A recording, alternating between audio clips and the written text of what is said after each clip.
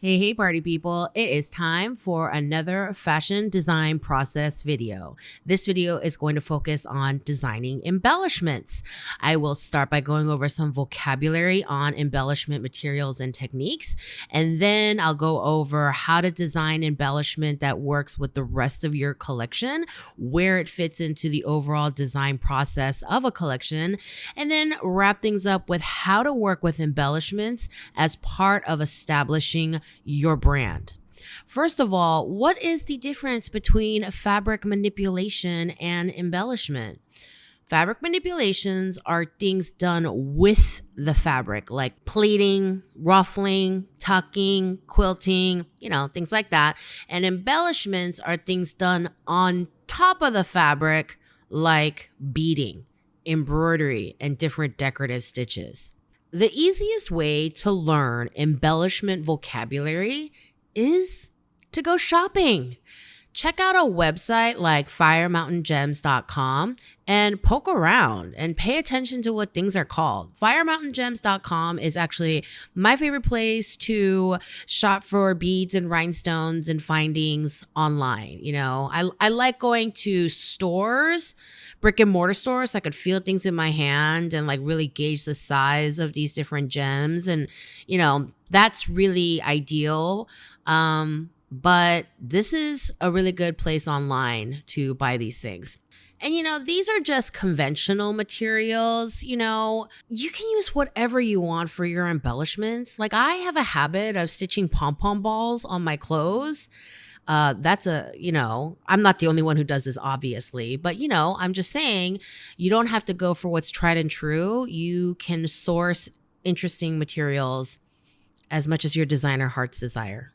Okay. So let's go over some vocabulary that isn't strictly about materials. The books that I'm showing in this video today, I'll drop the titles and author names for these books in the description box below. So embroidery is when you create a design like a flower or a series of flowers stitched in thread. Decorative stitching is more like rows of X's along a hem. It's a little bit different.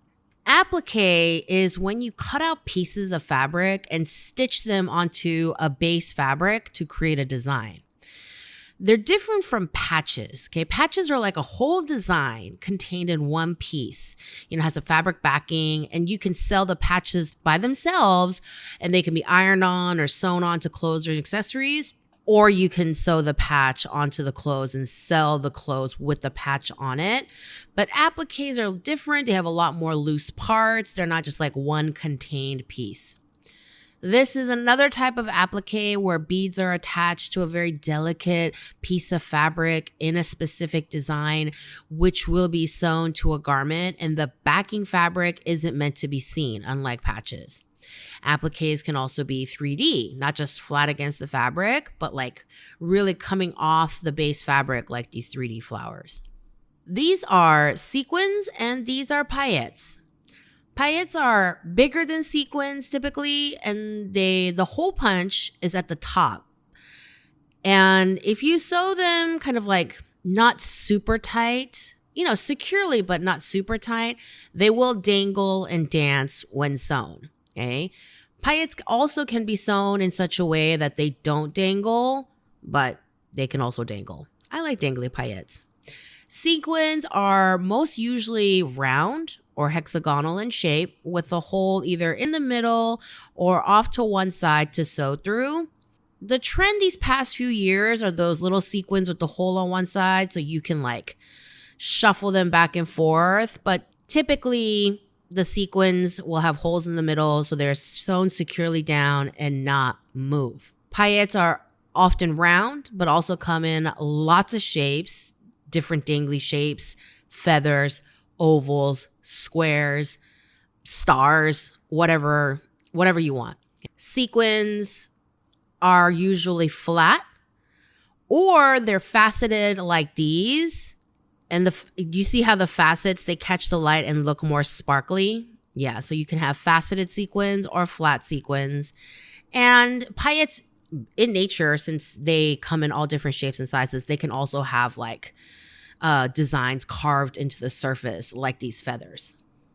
There's embossing and debossing. And what's the difference between the two? Embossing is when the design sticks up from the surface, and debossing is when the design is depressed into the fabric. So that's how you can remember it. Debossing is when the design is depressed into the fabric. Embossing and debossing, they kind of straddle the line between fabric manipulation and embellishment. It kind of depends on what you do with it. Fringe is when you have individually dangly strands of some kind of yarn or fabric strips or strands of beads, that kind of thing. And tassels are when you have these dangly strands grouped together. And then, of course, there are a lot of different kinds of feathers: rooster, ostrich, peacock. And P.S., I have a lot of embellishment illustration videos, and I'll link it in the description box below. They're all in one playlist. FYI, you can get fabrics that already have appliques and beading and whatnot already as part of the fabric, or you can design them and add them yourself. Honestly, I think the coolest, most original embellishments are when there are layers or multiple effects going on. So you can take a beaded fabric and add more beads, or take a regular fabric and pleat it up and then layer embroidery on top of that and create a design and laser cut a bunch of holes in the fabric and then bead the spaces around the laser cut holes. And then you can... The world is your design oyster, my friends.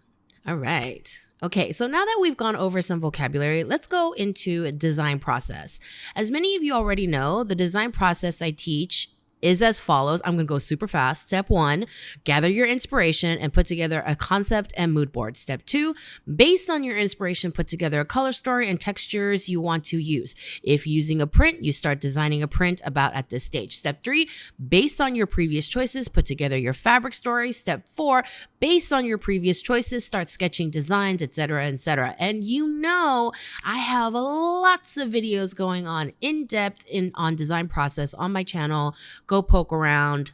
There's a lot. Okay. So within this framework, at what point and how do we design embellishments? Okay. So number 1, you can use your inspiration images. For my adaptive apparel video, which is coming soon, I've been, gearing up and putting this example collection together for my adaptive apparel video. Okay. I started working on it on my last video about how to get a job in fashion, and I'll link that below. For this demo project, my inspiration comes from plate tectonics and country borderlines on maps. This image makes me think of using piping or maybe tiny rows of ruffles, maybe inseams, maybe sewn into designs in the front of a blouse. It could be like double rows of ruffles. It could be piping with ruffles.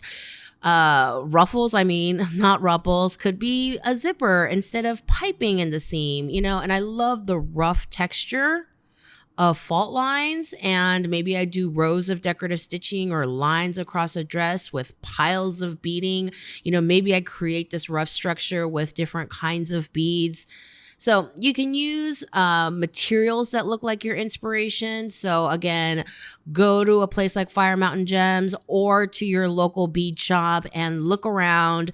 Look for materials that create like a really rough texture, or maybe you create that rough texture with a haphazard sewn design, all these things, okay? In my example, I could look for very rough looking gems, or I could create appliques with crumpled fabrics, or a combination of both. Method number 2, you can use a print. You can design your own print based off your inspo images, or you can buy a print from a textile designer or from a fabric sales rep. And you could use this flower print and create a flower embellishment out of 3D elements like a beaded flower or an applique flower or a sequin flower or a combination of all 3. And you can feature this print and remake the whole thing using 3D elements, like using appliques to mimic the print, but with cool textures. Often my favorite embellishments feature layers of components. As I mentioned before, you can embellish the print itself to emphasize certain elements. I could embellish the flowers that are sitting on top of this stripe, or just make the print more textural. You can bead the edges or fill in the background with sequins or sprinkle some kind of beading across the whole fabric. And, nobody said you can only add embellishments to solid color fabrics. You can add more embellishments on top of a pattern.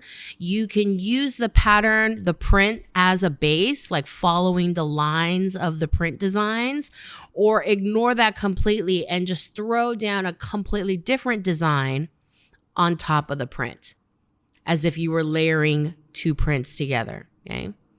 Also, you can do the reverse, where if you design like a flower applique and you're really in love with this thing that you put together, you could turn that into a print. Method number 3, you can use your initial garment sketches to inspire you. I designed this dress, but I think it's a lot.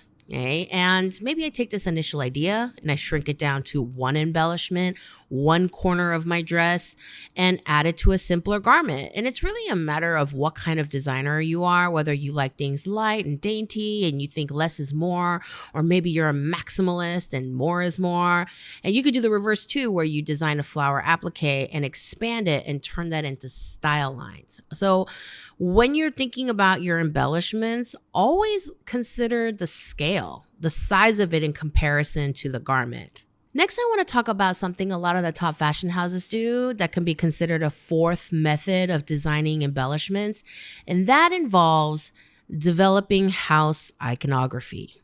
Okay, this part of the video about how fashion house iconography is a bit of a sequel to my video on house codes, which I'll link below. That one is about brand aesthetics and house codes. Iconography in general is a particular range of images used by an artist or designer to convey particular meanings. A fashion house's iconography can include their logo, a monogram that is different from their logo, and other imagery that is important to the designer that gets used repeatedly as part of their house code.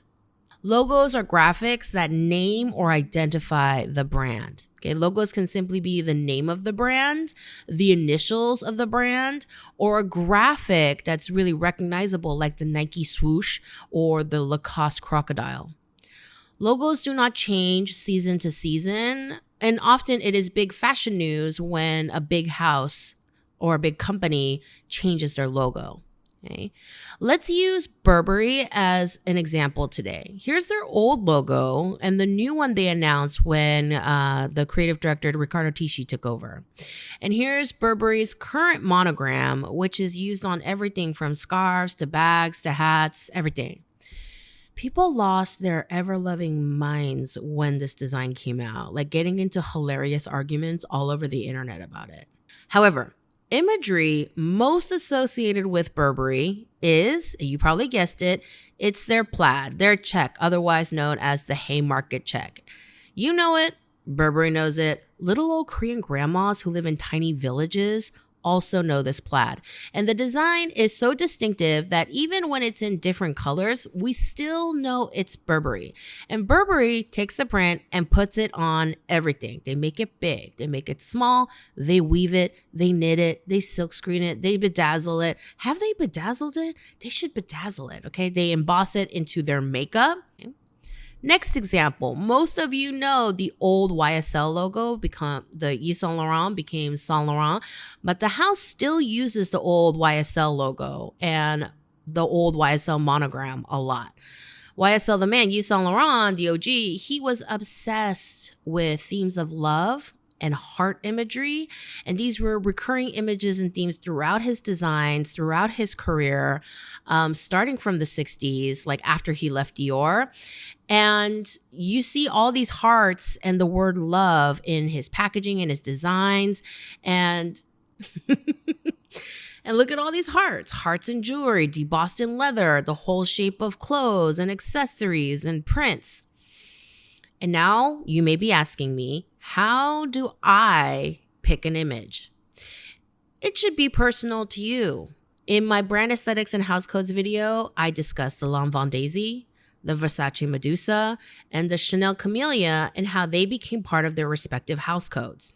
Spoiler alert, these flowers, the Medusa, these were all images deeply personal to the designers and the brand founders themselves. So look within, think about what is touching and memorable and important to you. Alexander McQueen, the brand, features repeated skull imagery because Alexander McQueen, the designer, frequently played with themes of death, starting from his Jack the Ripper graduate collection. The Lily of the Valley was a good luck charm for Christian Dior, and he always had a sprig of Lily of the Valley in his pocket during his fashion shows. And the Lily of the Valley imagery is still used by the brand today. So to go back, the fourth way to design embellishment or decoration for your line is to find an image or item important to you and redesign it 100 different ways to build your house code around it. And that's it for today's video. Please give this video a thumbs up if you learned something new today. It really does help my channel. Please share, subscribe, hit the notification bell, all the ways you show me love, and I'll see you in the next video.